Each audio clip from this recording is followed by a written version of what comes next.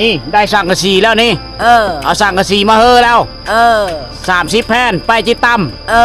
rồi cô trang cái tóc cửa giờ ăn cái tóc chừngอ๋อเฮามอบเงินล้านห้าว่าจะไปซื้อข้าวสารอีกเป่านึงchú ý này bào này lụ họ lại không á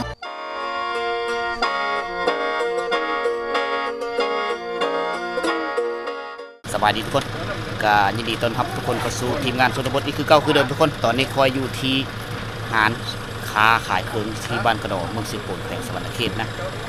เอาสีมาซื้อเอาสังกะสีไปมอบเพื่อสร้างเพื่อนที่เฮ็ดเพื่อนให้แม่เท่าที่ตาบอดนะสังกะสี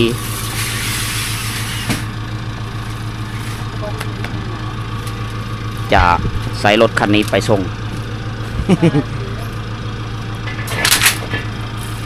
เป็นทับส่งฮอตบอลเลย30 แผ่นเป็นร้านค้าของพี่น้องชาวเวียดนามมาเซ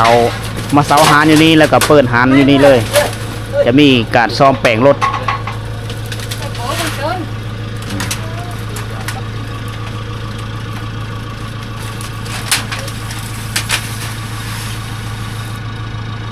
อุ้ยระวังมือ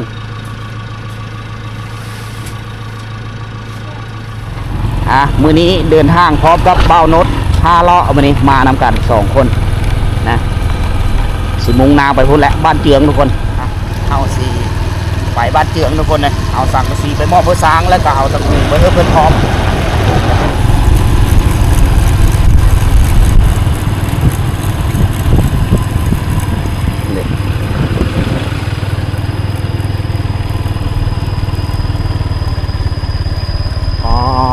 มาฮอดแล้วโอ้สร้างก็จะบุกนักขนาดเลยสร้างสับปลาอยู่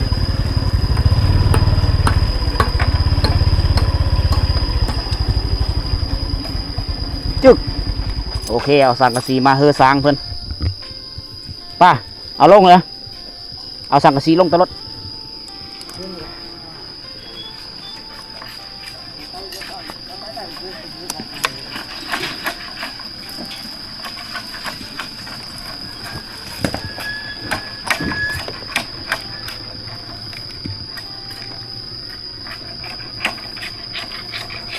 พี่ได้สกงอกอยู่พี่ได้พอเท้าไปทางไหนอีนะเอ้ยปออันเชียน่าวปัวเปาเชียเปาจัดไปซักให้อ๋อนี่ได้สั่งกระสีแล้วนี่เอาสั่งกระสีมาเฮอแล้ว30 แผ่นไปจิตตั้มอ๋อตะดงในมอมเชืออดดงตะไม้เลยเฮ้มไม่ก่อนนะ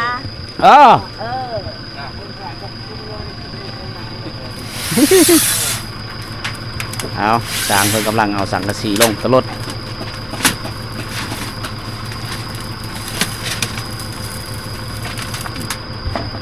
กำลังซับฟ้านะฟ้าปูพื้นนะก็ค่อนข้าง70%แล้วทุกคนเลยซับพื้นแล้วนี่เขาเจ้าจะหื้นมุ่งมุ่งแล้วเขาเจ้าจะแอมฝาแล้วก็ต่อซ่านมาเฮือเพิ่นนี่ได้ต่อซ่านจะเฮือนไม้มาซื้อเฮือนเก่านี้เฮือนเก่าเพิ่นก็ได้นี่เบิ่งเอาซ่านนี่ทุกคนตาก็มีเห็นหุงได้เฮือนซ่านมันคือกะมือเลื่อนลานนี่อยู่นะเพิ่นลมปองเปาเชื่อรูปไหนเขาเขาชื่ออีเปานึงอีเขาชื่อน้ำแต่เช้านี่เจ้าไปซื้อเลยชื่อแล้วเนี่ยนั่นกับโจกูจ้างก็ต้องเก๋อย่าอ่านก็ต้องชื่อนะเฮามอบเงินล้านห้าว่าเจ้าไปซื้อข้าวสารอีกเป่านึงชื่ออีในเปาในลูกเฮาลายเขามาเกินยันบอกกุมต้องซื้อไว้เนาะดีขึ้นกันนี่เจ้าเบิ้งนี่ทองเปาดีกับถ้วยถ้วยบุ้งคอยว่าสิซื้อมาเฮอบนเธอหน้าก่อนคอยมาเฮยมาเฮาชื่อไอ้ก็มีถ้วยแม่เฮาบอกโพเจ้าขม่าอยู่บอกโพเจ้าโพเจ้าโพเฮามาได้มามันอยู่นี่อยู่กับแบบนี้แบบอยู่กับมันเล่นนอนเล่นจนมันเมื่อเห็ดถ่ายผู้เดียวเฮาเห็ดชวนผู้เดียวเฮานั่นบ่ได้ช่วยเฮา เรามาตอนนี้เราไปใช้เดิน กินนี่ผัวเฮาอยู่หัวนะบ่ได้ช่วยเลยเฮาเฮ็ดให้บ่ได้เพรียวเฮาเลยอ้าย เราบ่เอาบ่เงินคอยมอมคือ บ่ได้บ่ได้บ่เฮาบ่ได้เฮอได้มันเฮาชื่อเขาหมด อ๋อ เฮาบ่ได้เฮอมันเลยเด้เฮาบ่ได้เฮอจะปี เราก็มาอยู่เฮือนนี่เดี๋ยวนี้ เฮา สนุกแน่เท่าไหร่อัน บ่ได้อันเฮามันจะน้อยจะมันเมื่อเฮือนพ่อแม่มันนี่มันอยู่นี่อยู่มันรับจ้างไปอยู่บ้านนี่มันบ่ได้อยู่เฮาบ่ได้แจง อ๋อมาหา มา เงิน เล่นนี่ มาหาเงิน บ่มาหาเงินมันอยากได้อะ อ๋อ มัน มันจะกลับมาอยู่นำเจ้าบ่ กลับแบบนี้กลับเลยกลับแบบนี้ ยังพอทำแจ้งเขาแจ้งแก้ บ่ได้แจ้งเป็น อ๋อ มันอยู่เล่นอยู่บ้านนี่ โผเจ้าเนาะ มันเฮาชอกหายเพรียวเฮา อืม เฮ็ดชวนเพรียวเฮาแล้วมันจะเมื่อนี่จะหน่อย ตามมัน เว้ากันแล้วบ่ มั แต่เก่า ได้ ปา แจ้ง กันแล้วแต่เก่าเนาะ ตามมัน ปาคาดแล้ว มันแกนเฮือนนี่มันแกนเฮือนนั่นข่าวแบบนี้ อ๋อ อายฮะนี่เจ้าเบิ้งข่าวเฮาชื่อแล้ว เจอมาเจิง จางน้ำเมื่อเจ้าเบิ้งไว้เยอะคนนี้เยอะ ฮะ บ้านจางคลุกไหน ซื้อข้าวไว้กินดีแล้ว ไว้พี่ก็เอาน้ำตาลเลย พูดได้เอาไว้อยู่พุ่นเด้สองเป๋าโดยโอเคซ้ำนั้นแหละเฮาเห็น ชู น่ะ แชนนึ่งนี่ฮัม อันนี้ซื้อ100,000 หาชูแชนนึ่งตัวนี้ เข้าบรูเฮาบ่ บ่ได้ยะกี้ตกไป เขาขายเป็นโลก็ขายเนาะ ขายโลตลอดอันนี้ ขายเป็นโลขายเป็นเป่าน้ำเนาะ ระวังล่มป้องไหนนี่ มังห้องนี่ มันไปเห็นเลย เจ้าบ่เห็นหุงจะล่มป้องไหน ช่องเปล่าแล้วเอาไปไว้เงินไอ้นี่ทำเขา นี่เด้อ ได้มั้ง จะล่มน้ำเดี๋ยวเฮาล่มน้ำสร้างแล้วนี่เฮ้อเพิ่นเปื่อยตะปางอ่อนเจาะแล้วตะปาง กี่คุตารางตัวเปิลกี่ว่ากูเพื่อนนะ เมื่อเปื่อยแล้วเจอโดยสะเบิ้นน้ำข้าวสารน่ะก็ซื้อเฮอแล้ว มีเวลาจะไปตัดเอานะตัดฟ้า นี่เฮานี่ลูกเฮานึ่งหอมเจ้าเฮานี่แล้วแต่ชื่อเขานี่จะเอาชื่อนี่ชื่อชงเชื่อมันลูกเฮานี่ชงเฮานี่ จะได้เอาลูกชายกับลูกเจ้า บ่มีโลชงเชื่อจะมัน ซื้อ แม มาว เฮาอย่าได้โอ้อย่าได้โอ้ลูกมันจะได้ชงเชื่อเฮาชื่อบ่มีเลยเฮาได้เชื่อเจ้าเฮาจะได้ มันใหญ่ ใหญ่ เชื่อผู้ใหญ่ ชื่อมันเงินเจ้าเฮา ซื้อเครื่องให้ลูกซื้อให้โลดซื้อมันนงโลดลูกนั่น ชื่อวันนี่จันนี่ ฉะนั้นเฮาสิซื้อมาเฮออีกเฮามาเถอะหน้าก่อนลูกเจ้าหันเด้อ บ่แม่นผัวในอยู่นี่อยู่เฮือนนี่อยู่เฮือนนั่นแล้วจะมันจะเมื่อหายมันแม่นอยู่กับเฮาบ่แม่นแจงแบบนี้ มื้อหน้าเฮาจะเอามาเฮออีกหลานนั่นเด็กน้อยหันนี่ใช่ผู้หนึ่งเด้ผู้น้อยเด้ ไอ้ก็tao có đóng ở cửa chào cô bé trao chót ấy bà nè เจอมาเจิงเตือนละเจอ เกก็เดินงอนแอนมีถ้วยมีบ่วงเฮาสิซื้อมาเฮยมีหม้อเกมาอบอะบังอบอะบังคือต้มหน่อไม้เดี๋ยวเฮาสิซื้อมาเฮอมื้อหน้าเฮาสิเอามาเฮอ ทำนี่ลูกเฮาหายเฮาอย่าได้ พอได้ไปให้บ่มื้อนี้พอเปลือก ว่าให้ ไปเอากล้องเอาแห้ง ลูกเฮาหายอย่าเขาเบิ่งโทรศัพท์บ่มีลูก บ่ได้โทรศัพท์นี่เฮาบ่แนะนำเด้อโทรศัพท์เด้อ หาย ลูกสาวหั่นหายจังได้โทรศัพท์ ยาแล้วลูกให้มันหายนี่เฮาคือ อดทนก่อนฮะแก้ไขกินข้าวสารก่อนได้ข้าวกินก่อน แม่นก็ไปได้ข้าว โทรศัพท์เปิดนะหิวข้าวได้ใช่ไหม แม่นนี่ละพ่อเนี่ยเฮาชูนี่เฮาชูเลยเจ้าบ้านไปเฮาเอาเงินจากการลูกเฮารักแบบนี้นี่เฮาชูเลย ยันมันเสีย ยันเสีย ซื้อเครื่องซื้อของไว้ดีแล้วซื้อเครื่องซื้อของไว้มันจะมีเฮ ดอกวันนี่มันรักลูกชายเฮานี่ เบาะสอนลูกนำเด้อเบาะสอนลูกนำ มันเนี่ยเฮาชูเขานี่ นุ่งเสื้อได้ครับชอบเอามันไป ชู เอา แล้วชงแล้วชงมัน3 คนนี้เนี่ยผู้นี้ผู้น้อยเนาะมันชูแต่บ้านแต่เช้าแน่ชงเชื่อผู้นี้ผู้ลาซื้อนี่เลยตัวนะเฮ้ย ใช่เท้าไส้นี่วันผู้นี้ทาวันฮะชิเลอร์อะไรทาวันมาหากมาอาบน้ำมาอาบน้ำเหรอผู้เอ้ยกกนั่งยังนั่งเพื่อว่าผู้เอ้ยกกนะจันจันวันใช่เอาเนี่ยเจ้ากินบ่เอาเลยเจ้ากิน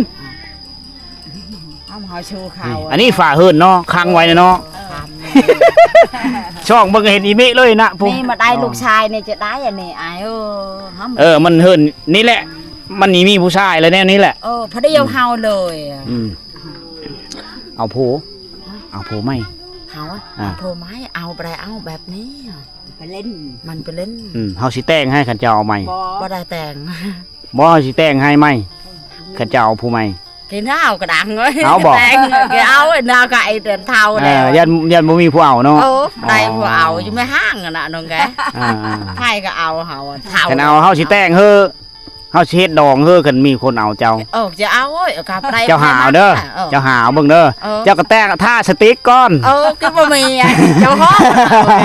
เจ้าท่าข้าวแป้งน้ำแดงเฮ็ดงามๆก็บางเธอมีผู้มาล่มดิล่มเลยนี่ไผ่ลมเนี่ยเท่าแล้วเอาเฮ็ดงามๆโอ้ยเท่าก็งามแต่งไม้ก่อนปูแป้งไม้ท่าสต๊อสติ๊กก่อนเอาก็เป็นแต่อีต้นสงสารนี่แหละสุคนเลิกเกิดบิไดเหินแม่ปะนี่ถ้าว่าเฮามีเบิ่งมีแย่งถ้าว่าคนไม่ได้มาถ่ายวิดีโอนี่ก็มีผู้ใหญ่ใจบุญที่ว่าจะเบิ่งเห็นชูแช่นห้าเนี่ยอ๋อ150,000ตัวนึงแพงเนอะจักปีแล้วหมอวันนี่พี่จักเราบ่ฮู้แต่บ่จื้อเนาะ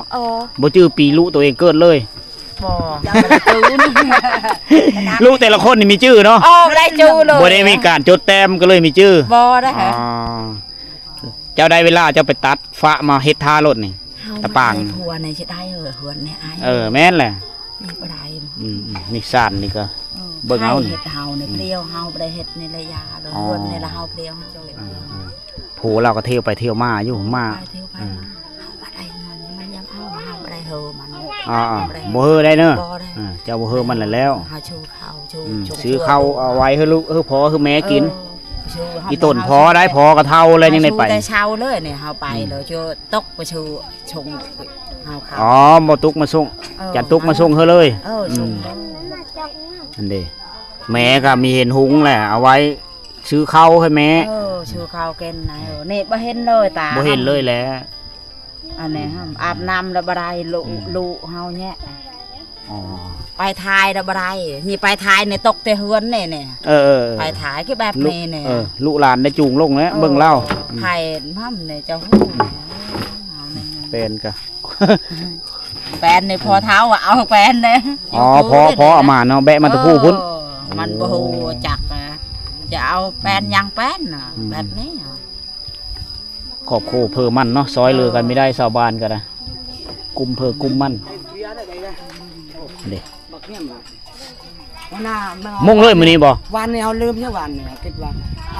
อยากกำไรเอานาชื่ออีกโลนึงเริ่มตะโกนชิมันจะต่อเนี่ยมันไม่อยากเข้าปันใดตัว8เนี่ยหมอยันแม่นแล้วเอาไปลืมจ้ะเฮาก็ซื้อตะปู8มาเฮ้อแล้วเจ้าว่า8คิดว่าหมดแล้วต่อบ่คิดว่ายังต้อมหลังนี้เนาะต้อมหลังเอาจักโลตะปู10บ่เอาโลนึงเนาะเดี๋ยวเฮาถึงมื้ออื่นเฮาถึงซื้อเฮาเฮาถึงซื้อต้อมหลังเอาเนาะต้องได้ซื้อตะปู10เพราะว่ามันออกมันแห้งแล้วมันออกแล้วใหม่มันโดนออกมันใหญ่เนาะโอเคเดี๋ยวซื้อมาเติมเถอะรถบ่ได้มันจะได้แชนหากไปเฮาแชนนึงเฮาซื้อนี่เสานี่นะซื้อนี่กระตุกแผ่นนึงกับถ้วยนี่โว้เวทมาขายพอขาเวทมาขายมาพี่ไทยเลยยิ่งได้โทรศัพท์บ่ล่ะฮะหายตลอดเลยมันจะได้อย่าหายแหมเด้อซื้อเขามันจะได้โทรศัพท์เก่าทั้งจะได้โทรศัพท์เก่าอดเอาก่อนเด้อล่ะเด้ออดเอาเฮ็ดเวชอยแม่ก็ซื้อข้าวสารก่อนเอามาไปลูกหาชื่อข้าวลูกยังบ่มีข้าวเด้ตลอดเลยหายซื้อข้าวกินก่อนในไอ้ทำในพอก็ไปนี่เจ้าเฮ็ดเชื่อไหมนี่เจ้าตัดเองบ่เนี่ยนี่แต่เฮาคอแต่เทยนี่ฮะขอน้ำสางนี่พอได้เชื่อขอน้ำเพิ่นนั่นแหละเฮาคออันนั้นฝ่าเฮือนสิเฮ็ดเฮือแม่หลังไม้หั่นน่ะเนาะไม้แม่เฒ่านี่ก็ช่วยนี่หวนเจ้าเบิ่งนี่พรมเฮาเอาตัวนึงพรมอรึงเฮาเอามาห่มโลดผ้าห่มน่ะแม่นึงแม่สิช่อง3ลูกเฮานึงแม่กับพ่อกับพื้นนึงเบิดหั่นละเจ้าเอามาห่มโลดตอนนี้เจ้าเฮานี่ครับลูกเฮาจะได้แล้วจานน่ะได้วันน่ะได้ผู้ใหญ่นี่ก็ให้เราพื้นนึงให้แล้วให้แล้ววันละให้แล้วเราไปนอนใช้กลางคืนนอนนี่เฮือนชมนอนเฮือน ดอกไม้นี่ อ๋อลูกน่ะบ่ได้นอนนำกลาง บ่ คืน ได้ เนาะ ผู้เดียวเฮาได้นอน ผู้เดียวนอน เออ เจ้านอนผู้เดียว เออ อ๋อ มันบ่ได้นอนกับเฮาได้ลูกเฮา ลูกใหญ่แล้วไปนอนบน น้ ไม้ อ เนาะ ยนี่จะนอนกับนายมันน่ะ อ๋อผู้น้อยนอนกับนายผู้อ๋อ บ่ได้นอน นอนน้ำตากับนาย เออ ตัวก็ไปนอนบนอื่นบ่ นอนเฮือนชมนี่ หมอวัน เลี้ยงบ่แบเลี้ยงบ่เลี้ยงเนาะ อย่าแรงเลี้ยงงัว อ๋อเบิ่งเด้อขอสิถามเบิ่งเด้อชอกหาวันไหนตรูนี่เนาะตรูคำว่าตรูคือเส้นฝาบ่อนเฮาสิเตาะแอมฝาหัน เขาเจ้าซับฝาไว้แล้วเฮือนธรรมดาทุกคนพอได้แก้ไขเฮือแม่เพิ่นอยู่เอ้ยเพิ่นพาแม่เพิ่นอยู่นี่เดี๋ยวจะซื้อตะปูซิปมาเฮบสร้างปะนี่น่าเห็นเจอเนาะขาดเสาหลักขาดผู้ชายเนี่ยนี่แหละถ้าว่าได้ลูกผู้ชายนะเอาเมมาเฮิร์นล่ะมีลูกเพอมีลูกไผ่มาเลี้ยงปู่เลี้ยงยาอยู่บ่ได้เนาะ บ่ได้ลูกชายนี่ยากเนาะ เจ้า ตุเนาะ โอ้ตัว ลำบากกันได้ลูกชายเราเอาลูกไผ่มาเฮือนแล้วสบาย โอ้สบายเอ้ย เลี้ยงพอเลี้ยงแม่อันนี้ลูกยิ่งแล้วมือเฮือนโผล่ปัดแล้วเนาะ โอ้นี่เว้น อ๋อ อย่างนี้ลูกหลานมันนี่ต่อขึ้นเน่นผู้แลลูกอันลูกใหญ่ผู้แลบักวันใหญ่ผู้แล แม่น ตัวใหญ่เราเอาแม่มาเลี้ยงปู่เลี้ยงพ่อเลี้ยงแม่เห็น เลี้ยงปู่เลี้ยงยาได้ เลี้ยง ตัวที่ใหญ่ยังมีประมาณ10 ปีโอเคทุกคนเลยสำหรับวิดีโอนี้ก็มีเพื่อมาอัปเดตการเฮ็ดเฮือนเฮือแม่เพิ่นนะเอาสังกะสีมาเฮือสร้างเพิ่นแล้วก็เอาตะปูมามอบเพื่อพร้อมเอาก็มาถามเบิ่งเพิ่นก็ซื้อเข้าอีกตื้มมีเป๋านึงนะมอบเงินเฮือมือก่อนๆกับ1.5 1,500,000 กีบนะก็เพิ่นก็เอาไปซื้อข้าวสารแล้วก็ซื้อเครื่องทะลุเพิ่นแด่นะซื้อกระโตกซื้อพวกถ้วยโบ่งมาเนี่ยแต่ว่าข้อยังมีท่านเอามานะมารอบหน้าพุ่นแหละเอาสังกะสีมาก่อนมื้อนี้นะเฮามันเป็นรถจักรก็เลยเอาเครื่องมาไม่หลายนะสำหรับวิดีโอนี้ก็มีเพื่อหลายทุกคนนะก็สิโจ๊ะคลิปซ้ำนี้ก่อนแล้วพบกันใหม่วิดีโอต่อไปแล้วอีก4-5 มื้อจังมาอัปเดตเบิ่งใหม่นะเพิ่นเฮ็ดสร้างเพิ่นเฮ็ดเฮือนแล้วจังพ่อบ้านเพิ่นโทรหาแล้วจังมามอบเงินให้เพิ่นนี้นะสำหรับวิดีโอนี้ก็ไปก่อนทุกคน